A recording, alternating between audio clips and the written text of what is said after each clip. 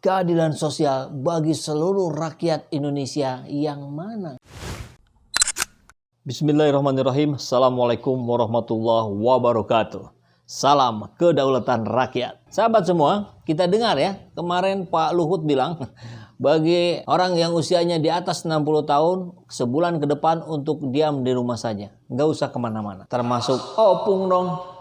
Jadi sebulan ke depan kita akan lihat Pak Luhut akan berdiam di rumah saja. Wah, ini sih kesempatannya buat yang muda-muda nih, macam Erick Thohir yang lain-lain yang mau mengambil panggung. Tapi bukan Luhut yang mau kita bahas, tapi Gus Yakut. Ya, tali tiga uang dengan Luhut, Gus Yakut mengeluarkan surat edaran yang kembali bikin ngeri umat muslim. Ini kok ngelola negara makin semrawut begini ya, makin ugal-ugalan. Mulai dari proses pengaturannya sampai pada prakteknya. Ya kita lihat saja kemarin Pak Presiden Jokowi ya di Toba juga menimbulkan kerumunan yang luar biasa padat. Sampai orang berebut ingin mendapatkan kaos dari Pak Jokowi. Kebayang itu nggak disorot kamera saja, itu yang dapat itu bisa jadi rebutan itu, main fisik itu. Nggak ada lah yang namanya social distancing. Nah kita lihat di surat edaran ini, Gus Yakut ini juga merambah lagi ke masjid-masjid dengan memberikan warning barangkali ya menyambut Ramadan. Ibadah harus berjarak 1 meter, ceramah hanya 15 menit, khotib atau penceramah bermasker dan face shield, hingga larangan mengedarkan kotak amal. Ditambah lagi himbauan jamaah usia 60 tahun ke atas untuk beribadah di rumah, diganti sholat zuhur. Kok mirip ya?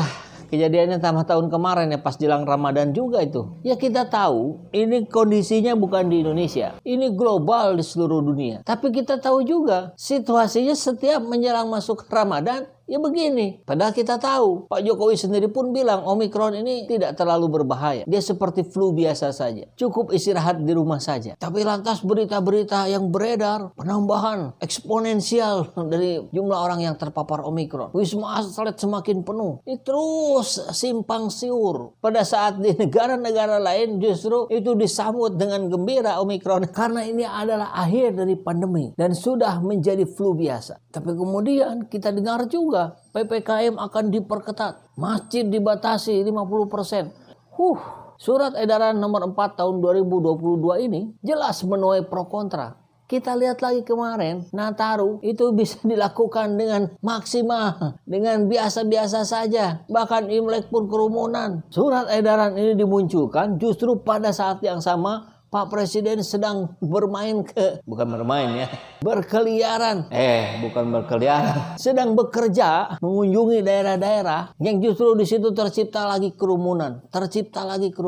Jadi kemudian wajar ketika sebagian besar rakyat kita yang muslim merasakan kondisi keagamaannya diacak-acak. Ya termasuk oleh surat edaran yang dikeluarkan Gus Yakut ini oleh Menteri Agama yang katanya beragama Islam. Kita dengar dengan surat edaran ini, maka apa yang tertangkap oleh rakyat? Masjid adalah sumber penyakit. Karena mau tetap buka, pasar tetap desak-desakan. Bahkan kotak amal pun harus dijauhkan. Ya Menak Yakut memang berkali-kali menuai masalah. Kita masih ingat, catatannya ada. Mulai dari afirmasi Syiah dan Ahmadiyah, kurikulum moderasi, Hari Nauruz 178 EB, Kemenag untuk NU, hingga kini soal jarak 1 meter di masjid dan mengharamkan kotak amal. Kewaspadaan terhadap COVID-19 varian Omikron tentu harus kita tingkatkan.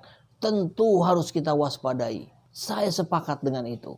Tapi saat kebijakan pengetatan ibadah, justru dengan mal yang tetap dibuka, bahkan wisata Bali pun tetap dibuka, ini adalah diskriminasi. Luhut buat aturan, Gus Yakut buat aturan, seolah mereka lah yang paling tahu tentang pandemi ini, dan rakyat bodoh nggak ngerti apa-apa. Dan harus ikut dengan peraturan itu. Rasanya kalau sudah begini, negara ini sedang dikuasai oleh Luhut wa Yakut. Ya, ini pandangan dari kami saja, rakyat jelata yang bodoh. Tapi kami tak ingin dibodohi oleh siapapun, apalagi terkait dengan akidah kami.